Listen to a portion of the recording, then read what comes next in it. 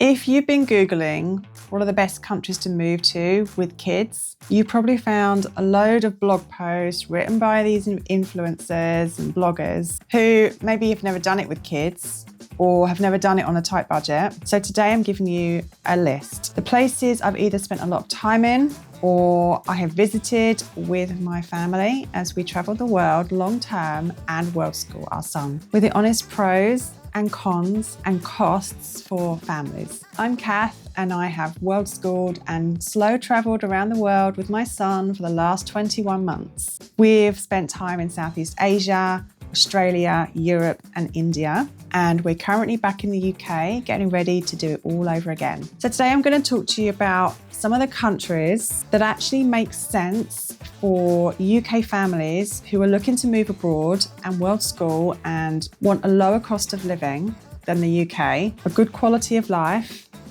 and not just a holiday, but a different way of living. Thailand is probably one of the first countries most families start thinking about. And, you know, for good reason. The cost of living is way lower than it is in the UK.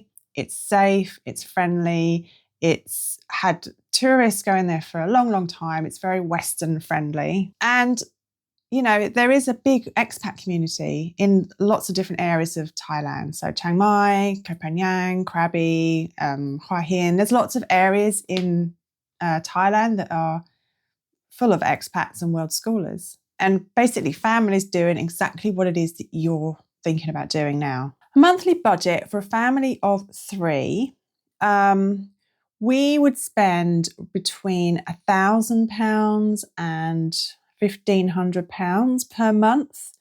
It's easy to spend a lot more than this, but you can, if you are on a budget, it is possible to keep to that budget. You could stay in some incredibly beautiful resorts and spend double that, or you could stay in more modest rentals, private rentals, guest houses, and keep your costs a lot lower. The food is incredible, you know, and again, you can spend a lot of money on food. So you could go and eat at the tourist spots, at nice restaurants, and you could spend a lot of money on food in Thailand. No question about that whatsoever. But you could also do it cheaper. So when we were in Krabi, for instance, we did go out to the tourist places a few times, but we found a couple of local markets and you could eat there, and they were always busy, full of locals, full of incredible food, and you could eat there for a couple of pounds for the 3 of us. It was good food, good quality, hot, fresh, you know, safe. And really, really tasty and authentic as well.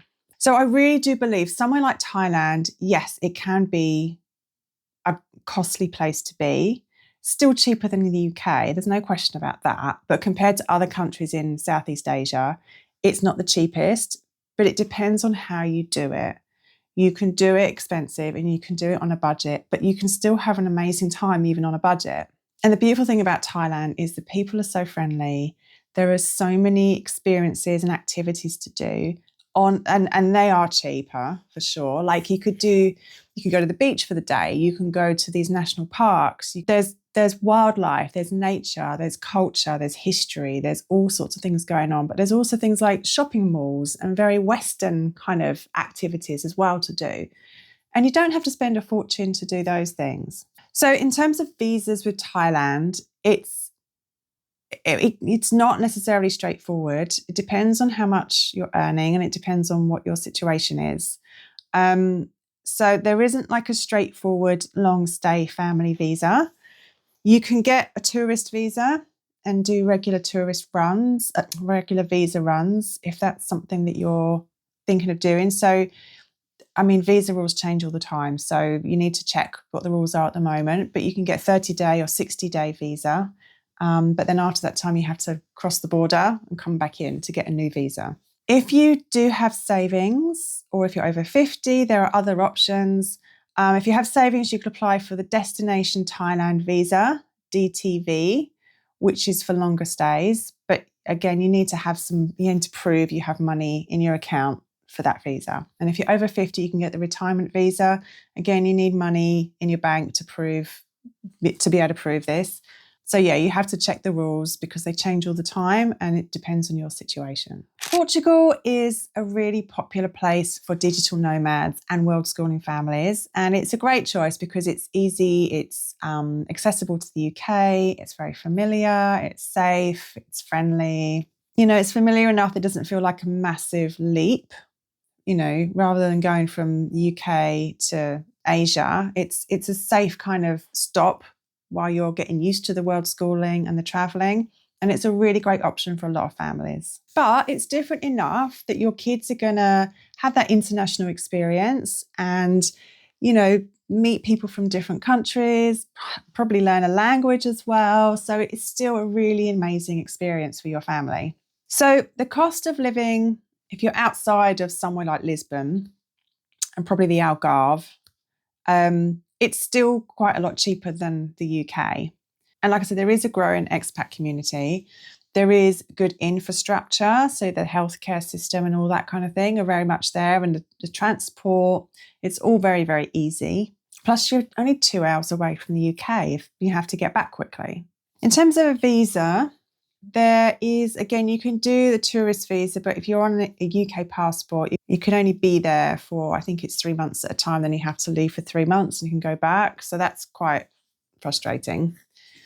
Or you can get the D8 digital nomad visa, which allows long-term stay if you're a digital nomad and you can prove your income. Or there is a passive income visa, which is the D7, if you can prove you have a nice amount of savings. Goa in India is one of the places that more and more UK families are going to now. And they're going there for the season. So the season starts in around October and ends in around March. So it's a long time, 6 months. And it's a really fantastic place for families and for world schoolers. There's a huge world schooling community there. There's world schooling schools set up. There's hubs. There's an international school. And it's a great place for kids. I mean, the culture is amazing. The food is amazing. You've got like this, in Goa in particular, you've got this unique mix of Indian culture and Western influence. It's like quite an established expat and, you know, old school hippie as well community there. So it is quite accessible in terms of coming to India for the first time. Like a lot of India is quite overwhelming, but Goa isn't. It is very welcoming, it's very friendly, and it's much easier than most of the rest of India. And for kids, it's brilliant. You've got some beautiful beaches, you've got some incredible wildlife. There are wildlife sanctuaries around as well. And of course, the culture and the food. There's so much going on. There are so many things to see and do. And if your kids are in the world school hubs, then they'll have such a great time meeting new friends and becoming part of that community. There are some considerations though. It is hot, it is humid. We found that when we first arrived in November, it was manageable. By the time we left in March, it was starting to get really hot and really humid because it builds up to the monsoon season, which starts in about June. So for most people tend to leave in March or April. So if you plan to go there, make sure you're there in those months. Don't go the rest of the year because there's no one there and you have the monsoon, so no one wants to be there. The internet and the power can go off randomly throughout the day. So if you're relying on Wi-Fi for work, it's worth going to one of the co-working spaces. And there are some there because, the power can go off occasionally. And obviously with that, the Wi-Fi. Visa-wise, there isn't a specific digital nomad visa or family visa. But on the UK passport, you can get 180 days. So that's 6 months, basically. But you do have to leave after 90 days and then come back. So that's a bit frustrating, but it's still, you get 6 months. In terms of your budget, monthly budget, it is a lot cheaper than Thailand and Portugal, of course. You could spend around £1,000 a month in Goa as a family. Depends on the accommodation. Again, in high season, so around Christmas time in January, the prices of accommodation do go up. Everything goes up.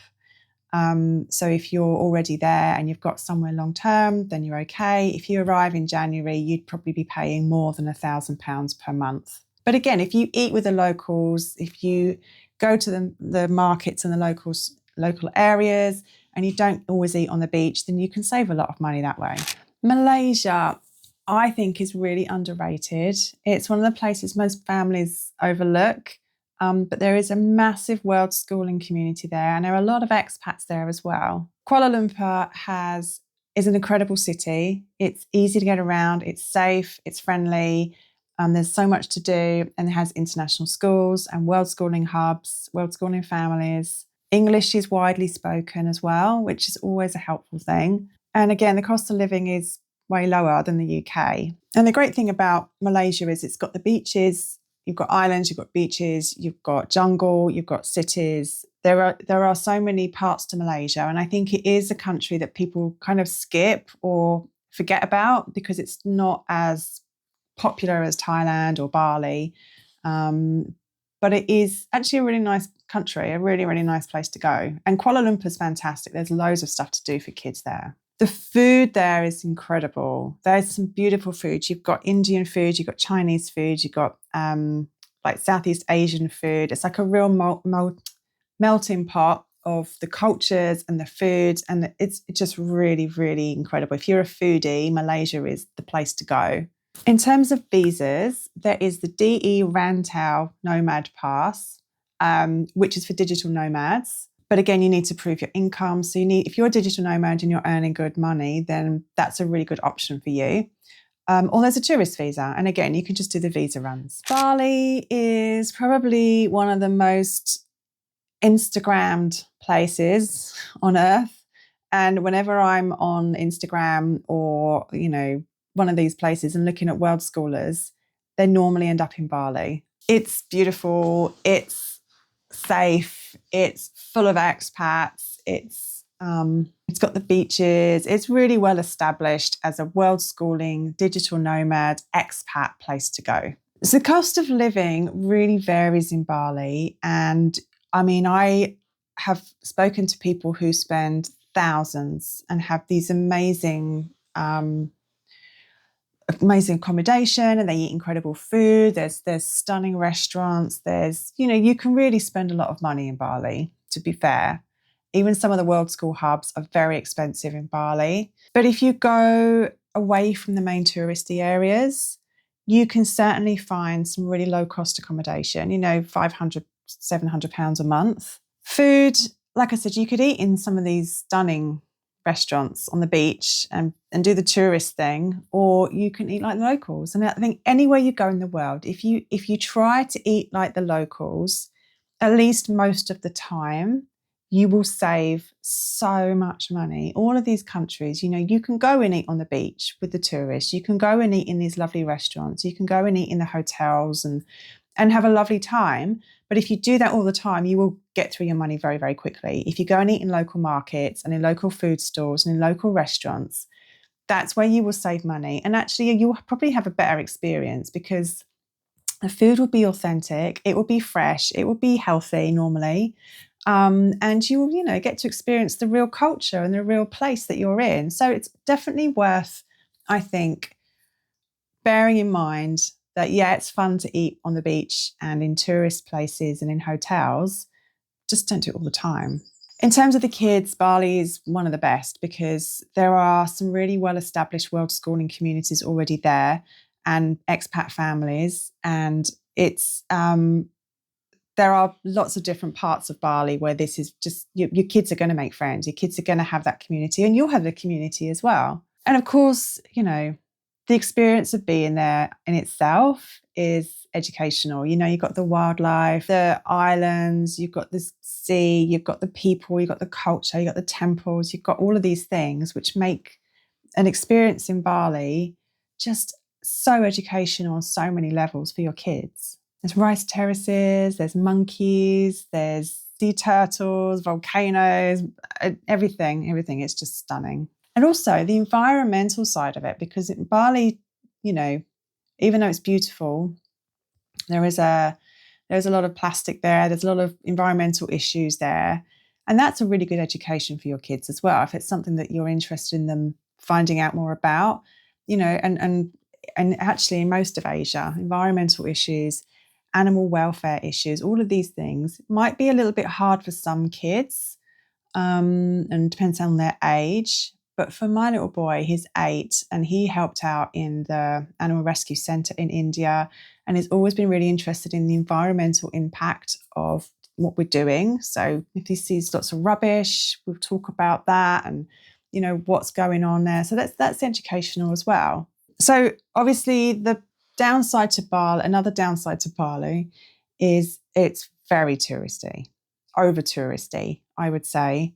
It's kind of lost a bit of its magic and the prices have obviously gone through the roof. But if you go off the beaten track slightly, so if you get away from, you know, Ubud and Kuta and all those areas, there are some beautiful parts of Bali still, and you're still going to meet some amazing locals. The local people are fantastic and you're still going to have an incredible time.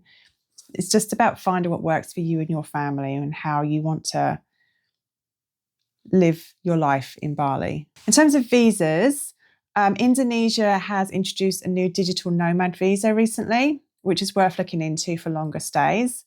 Otherwise, you're going to have the tourist visa, so 30 or 60 days, depending on your entry point. And monthly budget, wow, I don't even know where to start. You could live in Bali on a relatively low budget, probably not less than £1,000, probably more than that. I'd be surprised if you could find accommodation for less than that. But, you know, you could spend £1,500 a month. You could spend, you know, £5,000 a month. It depends on where you are and what you do.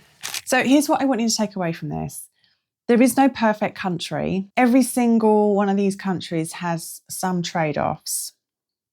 Maybe it's the visa issues or the environmental issues or the cost of living or language barriers or distance from the UK, healthcare considerations. What matters is matching your family's needs and goals, your income and your priorities to a country for the time being, because you will move on, probably move on, unless you are planning to move out somewhere permanently. You're not going to be there forever. So find a country that suits you for the next however long you're going to be there, and then make a decision after that about what it is that you want, because your priorities and your needs will change as well. Ours certainly have. You know, so if you're a family with young kids who has never travelled before and you want to be able to get back to see your parents because they're not particularly well, for example, then I would probably stay in Europe, Portugal, France, anywhere really in Europe. If you're a family who's a little bit more adventurous, but you're still on a fairly tight budget, I would say Goa would be ideal. And if you've got a bit more to spend and you're, you know, got some savings and you're earning good money, then I would say try Thailand or Bali or Malaysia. And of course, like I said, you're not going to stay in one place forever. So start with somewhere easy like Thailand, and then maybe go somewhere less easy like Malaysia or Goa, or even somewhere like Vietnam or Cambodia. You know, there are so many incredible places in Southeast Asia and the world. It's just worth spending time exploring, getting to know the area, getting to know the community, and then figuring out what works for you and what doesn't work for you. I've built a resource especially for UK families who are trying to work out what country is right for them and how to make all of this work. It's called UK Exit Starter Kit, and it includes a country comparison guide, real budget breakdown, and a step-by-step planning checklist. I've linked it in the description below if you want to grab it. And if you're at the stage that you're seriously thinking about this, don't forget to subscribe to this channel, because this is where I talk about all of these things, you know, planning, strategy, real numbers, and real stories as well about how we've done it and how we're actually going to be doing it again, because we're leaving again in 3 months' time. I'll see you in the next video.